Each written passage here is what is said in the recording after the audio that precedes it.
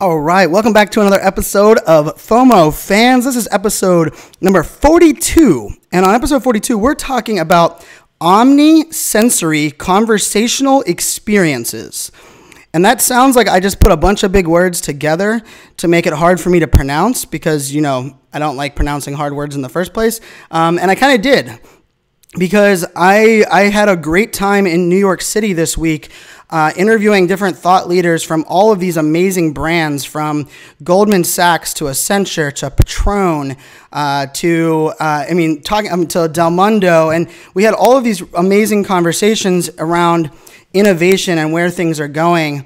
And this space is really exciting to me, and there's so many things changing. News being dropped today, even on some new shows and things that are being released on the Amazon Echo preview, or the Amazon Echo Show, which is a new device that Amazon just put out. I'm also going to talk a little bit about augmented reality, virtual reality, and the impact of the AR kit. But for those that are listening, before you turn this episode off and go, oh gosh, Brian's going to get geeky, I'm going to get geeky, but what I'm going to try to do is I'm going to try to explain what I look at all of these technologies, what they are doing, but I'm going to simplify it and bring it back to why I think this is important. And I also going to talk about why I think it's going to impact the future of what we look at for social media and how we even are looking at today interacting with each other. And this is extremely important in my opinion because I do believe the future of innovation is collaboration, and I'm going to talk about how collaboration amongst people, amongst devices, people to devices, and then even what I like to think of collaboration between our senses of smell, our senses of touch, our senses of hearing. All of these things are really going to be essential as we move forward into this new reality, and it's not as scary as you might think. Some of these technologies are further down the road, although the news that the Hyperloop got approval so that we can go from DC to New York underground, Elon Musk, we are not worthy, my friend. If you haven't heard about that news, I will include those links in the show notes. And as always, I'm broadcasting this live on Facebook Live, on Periscope, as well as my YouTube channel. If you want to follow any of these and watch them live, you can bring your comments in. I do see some people that are in there commenting right now. My good friend Herbie from Brooklyn, New York. Herbie's a good friend from the Meerkat days. I see that he's in there. We have the Poa, we have Rachel, we have Sandra, we have Alicia. We have lots of people watching here live, so thank you all for watching live.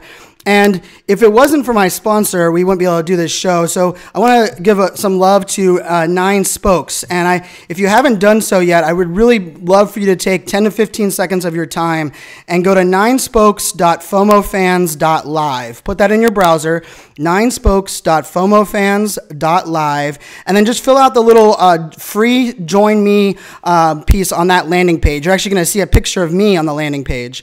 And what they have is a free smart dashboard for small businesses, entrepreneurs to connect all of their data, all of your cloud data that you're already using, and connect it into one dashboard, allowing you to have a better sense of all of the different things and how they're going on. And it really is a great tool to get a snapshot of your current business, connect your finance data with your marketing data, with your interactive data, with maybe even your your data for personnel and those type of things. So 9 Spokes sponsors the show. I'm excited to have them on board this month as well as next month, and to show the love and to show them the value of supporting here FOMO Fans.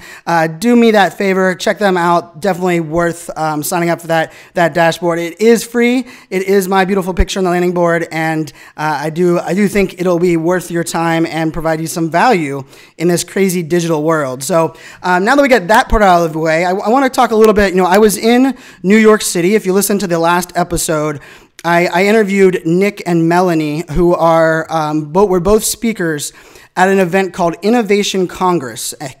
And Innovation Congress was put on by the team over at Social Fresh, and Social Fresh, in my opinion, puts on some of the best events in all of the social media space. And this was their first event in the innovation space, and I thought they crushed it. They hit it out of the park. And I want to give you some ideas of the topics that were there, and then I'm going to talk about some of the interviews that I did. And the nice part is, on a future episode, probably around episode 50, I'm going to bring in some of the audio from those interviews that I did so that you guys can listen to it here on FOMO Fans. But to give you an idea of what the topics were being discussed at this event, it was the future of media, where digital ads are going, the importance of bots and innovative technology with companies that you would not traditionally see. Patron gave an amazing keynote on how Patron leverages virtual reality, and I'm going to talk a little bit more about that. Another panel, one of my favorite panels, was the Audio First panel, and the title of it was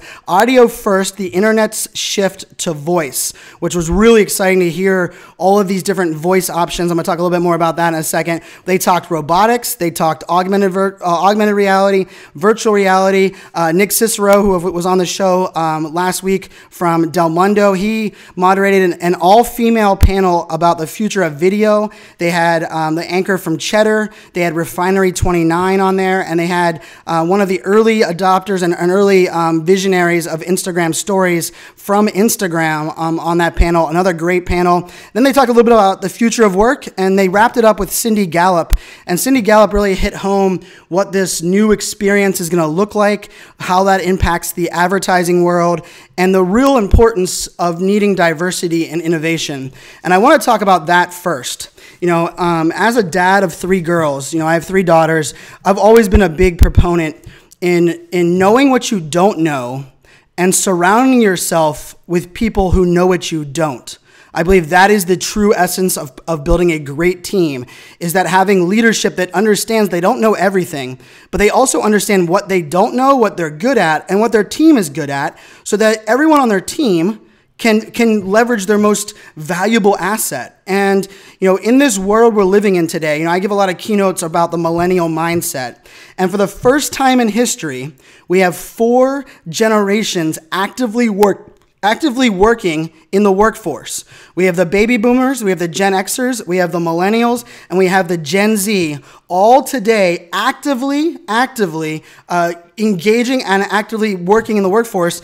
And by 2020, 50% of the workforce will be millennials and Gen Z. And so there's a massive shift happening. But something that I think is even more important than the generational conversation is the idea that how can we truly innovate? How can we truly believe that we are doing the most creative things and doing our best to change the world if we don't include people from all walks of life, and we don't include people that represent the fans that are out there? You know, my philosophy of think like a fan really does mean that you must put yourself, you must embrace empathy and be able to walk in the shoes of your customers, of your clients, of your audience.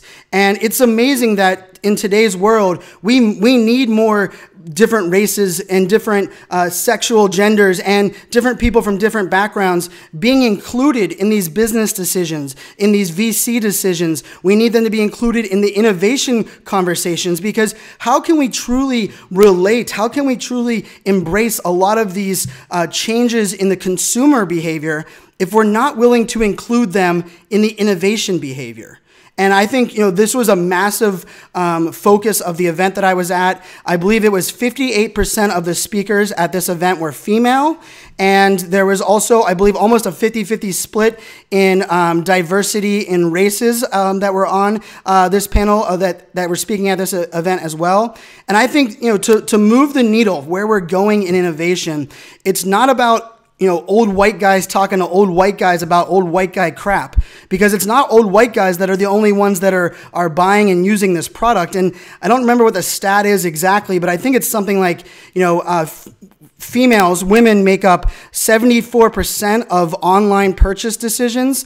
Yet when we're looking at innovation in the e-commerce market or the traditional digital marketing space, oftentimes it's not women included in the innovation in that space. It's also amazing from a mobile device perspective, the engagement levels on new technology like Snapchat and Instagram stories, where there's certain races and minorities that are covering over 50% of that engagement, 50% of what's going on, and they're not even represented in the conversation. And so I was really inspired by what was going on at the Innovation Congress, and it got me thinking about where we're going, and that's where this episode's going to go now. And what I want to kind of bring you guys to start thinking about is, if you think about Instant Messenger or AOL Messenger or iMessage or all of these technologies that we've kind of been using, they aren't much different than the traditional things like email, right? Email and Messenger for many people aren't very different. But for me, the basis, the principle of this technology, the principle of how we leverage digital as a whole is so important to think about. Because the reason that I hate email is because email is about messages. The reason I love doing business over Facebook Messenger, I like using FaceTime video or Skype video chat. The reason I love podcasting is because it is about a conversation. Not only is it two-way, but it is more about the people that are sending and receiving this conversation than the actual message itself. And I believe as we look at technology, as we look at innovation like augmented reality, virtual reality, voice activation, things like Google Home, Alexa, Siri, all of these technologies, one of the things that we cannot overlook is that this technology is moving us in a direction that is focused on the conversation, not just the message. And that's where we're going. And if you are in marketing, you're a business owner, you're an entrepreneur, the reason that relationships matter, the reason that when you go to an event, it's all about networking is because those are conversations, right? Think about traditional media today. I mean, media for the longest time, the media that was out there, TV, we broadcasted a message to the world. Radio, we are broadcasting just audio messages, right? When we post content on our website, it is broadcasting a message. But when we start having conversations, when we start, engaging on social media, when we start bringing people and having them on the phone, the reason the phone is such a powerful piece is, it's that idea that the conversation includes not only back and forth, but it includes listening, and it includes an element of a human condition. And I believe the human element of conversations is what's going to lead us down this path to not be so scared of this new reality that could include putting on augmented glasses and doing different things. And some of the technologies that I really want you to kind of start thinking about and wrapping your head around, when we're looking at let's start with augmented reality, virtual reality, because I think that's where a lot of people want to start at. When you're looking at those technologies, one of the big innovations that recently was announced was the AR kit. Apple recently released the AR kit, which is allowing the average person to be able to leverage augmented reality content creation on the new Apple devices, and really even the output being put on those devices. And one of the things that I believe is, actually, it's not even one of the things that I believe. It is, in my opinion, the number one